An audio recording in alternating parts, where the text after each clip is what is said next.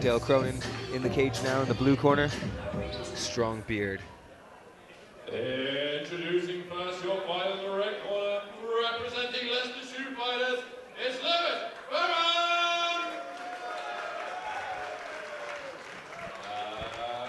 And introducing his opponent in the blue corner, representing Kishinkai MMA, Dale Cronin! Because our referee Poland. Both men look like they've come in great condition for this fight.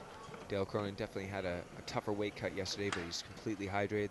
That's the best thing here about Battle Arena. Even though these are amateur bouts, they're getting the pro treatment. They have day before weigh-ins, they've had over 24 hours to rehydrate. You know, they're going to be stepping in some of the best condition they could be in. Ferrar, Cronin, a little bit of a feeling out process, which we haven't seen so far this afternoon. Doing really well, bouncing in and out of range. Cronin seems happy to land that counter leg kick.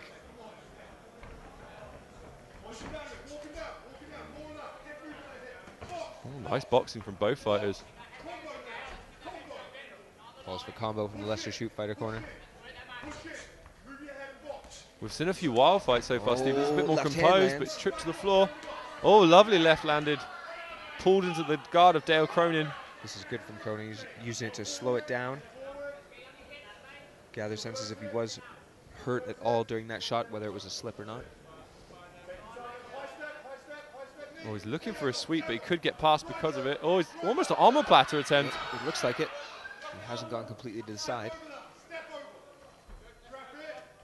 What Lewis Ferrar needs to do is drive his head to his left. Now he's looking for the triangle. He's trying to get his left foot over the right arm. It's Dale Cronin.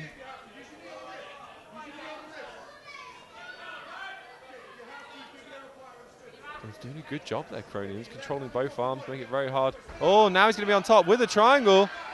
Can he lock it up? Oh, does he even need to? Ferrar fighting Ferrar desperately to could get slip out of out this the position. back, though. I think Ferrar's going to be out. He's going to be out and on top. Great work by Ferrar. He's into a double leg position. Does he have the strength? He's got to stand up and try to finish that.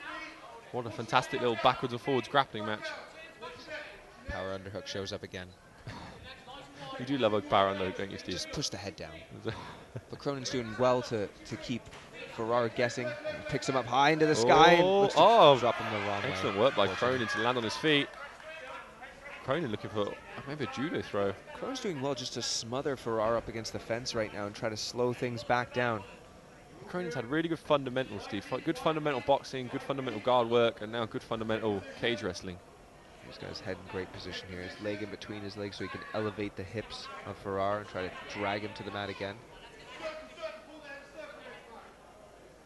It's one of the things, you can have all the fancy moves, you can have your spinning hook kicks, and sometimes I think in the gym they're the more appealing things to train, but what we're seeing from Cronin here is just solid fundamentals that can win fights for you, and he's in a really good position here. Yeah, win the position and then win the fight.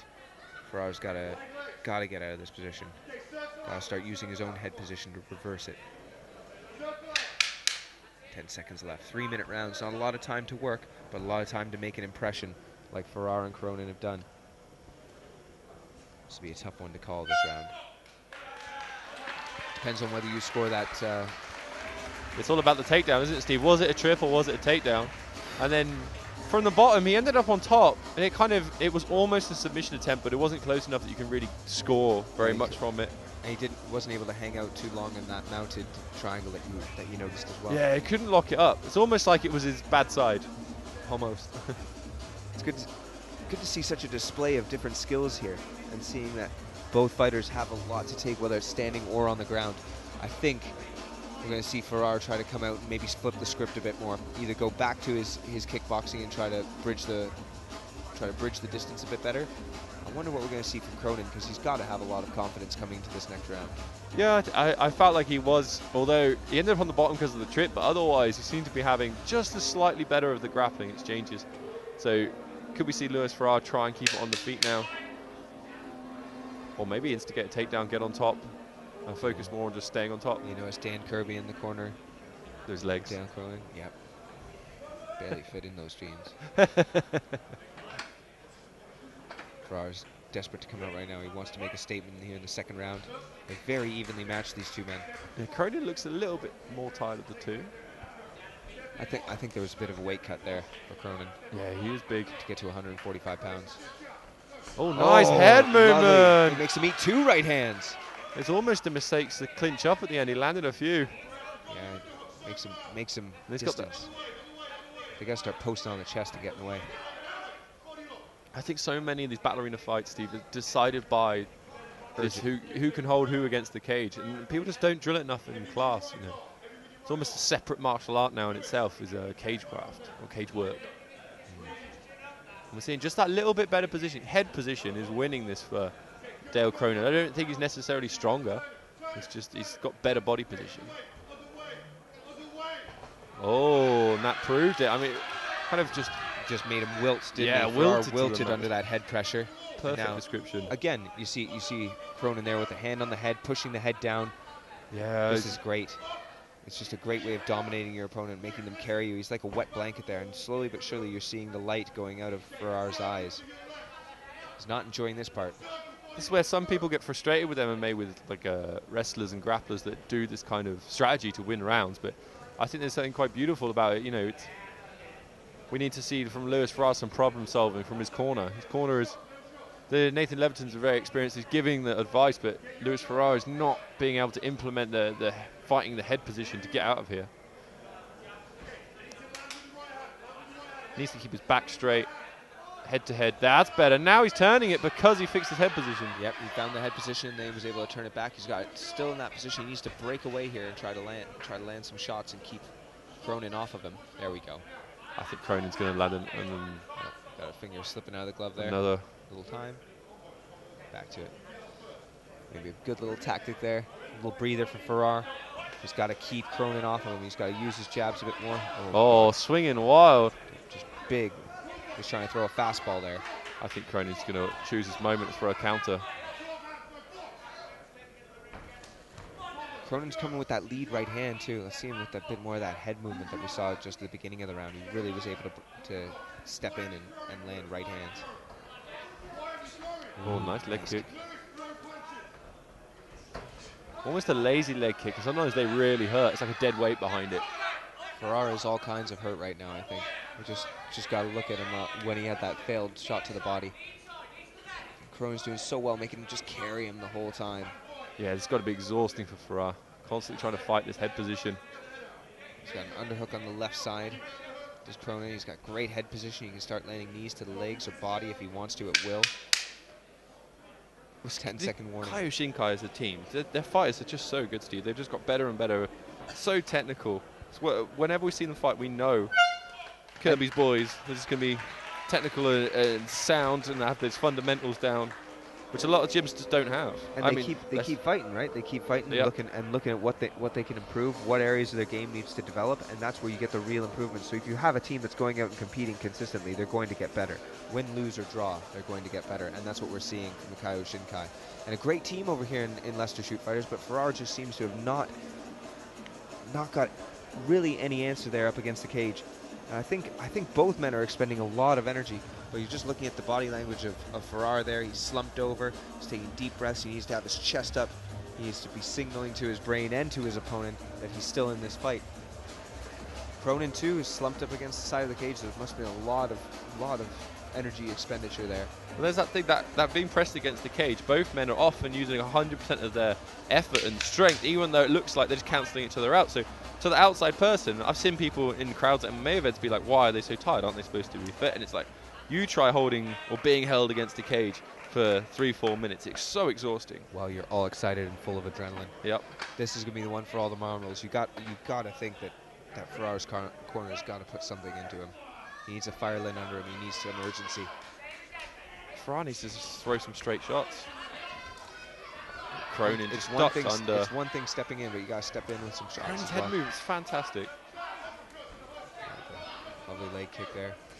Nice. Body kick there landed. That one was great. I saw that land on the closed side there. So it means, Steve, we're seeing jumping roundhouse kicks, which is awesome, but we haven't seen many straight punches. Yeah, I just want to see some jabs. Everything's a hook, yeah. Yeah, jab, This is why Cronin's winning the boxing exchanges, because he just goes straight down the pipe. Yeah, he made him eat 3 right there. 3 straight punches. That's what the good stuff, the good fundamentals. Again, all comes back to fundamentals with Cronin. Ferrar's doing well with that kind of like slappy jab or slappy hook. Yep. But now we're back where he doesn't really want to be because he's been losing these exchanges the whole time, this whole entire fight. Yeah, he needs to try and avoid these positions, but it's so hard with the pressure of Cronin. He picks his shots, comes towards, covers that distance really well. Yeah, if your head's out of the game like Ferrar's is right now against the cage, Cronin doesn't even have to work for a takedown. He can just either set up knees like he just did or make your opponent carry you.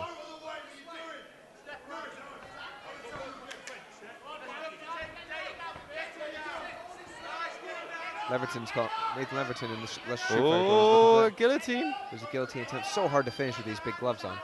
And Cronin's doing well. Does have his hands together, but it's an arming guillotine. I mean, we could see Ferrar drop for it, and with the cage to your back can be very difficult because it's just hard to drop.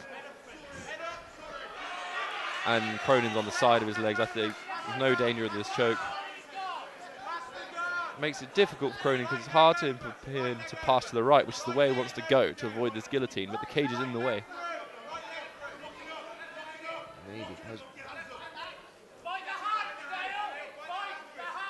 got to lock his hands up. Just can't really get it at the moment. No, Cronin listening to his corner, pop the head. Now he's on top. Yeah, Ferrar pressed against the cage, stops all that hit movement. Again, forehead to forehead from Cronin on top, stopping the movement, keeping track of your opponent's hips, and able to follow him. This is what I like to see from these up-and-coming fighters, Steve. Just such solid fundamentals. Then you can add in the snazzy stuff later, and like that. No Granby rolls in an MMA fight. He gets flattened out inside in half guard. I'm not sure what he was looking for there, Steve. There's a step right into mount. Does Cronin have enough time to try to finish it? Does Ferrar have enough energy to fight out of this position? These are the big questions. Big ones. Could all be over in round 3. Oh, Cronin doing really well here to put on a flurry. We can't have a lot of time. There's probably about 10 seconds left. He's got to look to finish. Got to look to finish. This is great from Cronin. And just a lot of flailing defenses here. Oh, there's the time. If that doesn't put an impression in the judge's mind, I don't know what will. Cronin completely spent. Ferrar, a little bit of damage done, but he's slapping hands and showing a good show of sportsmanship. And we're going to go to my partner in crime, Chris Benson, for the official judge's decision. Cronin thinks he's won it.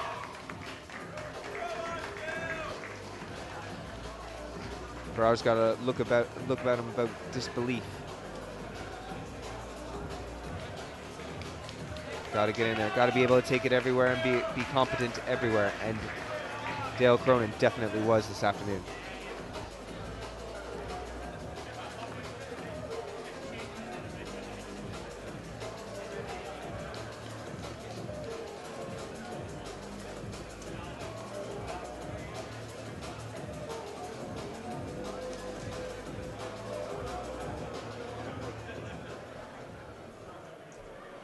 After 3 rounds of action, we went to the judges' scorecards, and it was a unanimous decision for the fighter in the blue corner.